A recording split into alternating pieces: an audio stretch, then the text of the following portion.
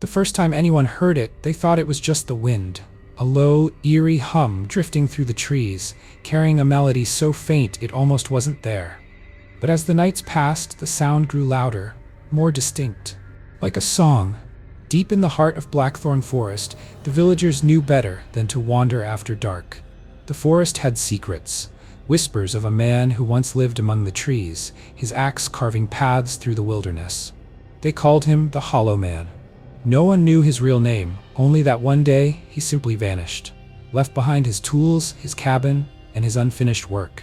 Some say the trees took him. Others say something much worse. For decades, no one dared to enter the Hollow Man's woods, until the night Lucas and his friends decided to test the legend. It started as a dare. Walk to the abandoned cabin, knock on the door, and come back with proof. Simple. Harmless. But as they stepped into the forest, the air grew thick, heavy with an unnatural silence. No crickets, no rustling leaves, just the distant sound of an axe, chopping slowly, methodically. Lucas laughed it off. "It's just an old tree creaking," he said, but his voice wavered. The deeper they walked, the louder it got. Closer. Then came the humming, a low, throaty sound drifting between the branches, rising and falling like a lullaby. The others heard it too, their nervous glances confirming what Lucas refused to admit.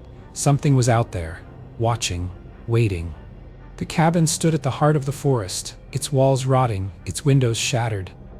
But the door was pristine, as if someone still lived there. Lucas stepped forward, his breath clouding in the sudden cold. He raised his fist to knock, and the door creaked open on its own. Inside, the air was thick with the scent of damp wood and something metallic. An old rocking chair sat by the fireplace, slowly moving, though there was no wind. On the table, an axe lay untouched, its blade gleaming in the dim moonlight. Then, the humming stopped. Silence. Lucas turned to his friends, but they were gone. Vanished into the darkness. Panic surged through his veins as he backed toward the door. A single footstep. Right behind him.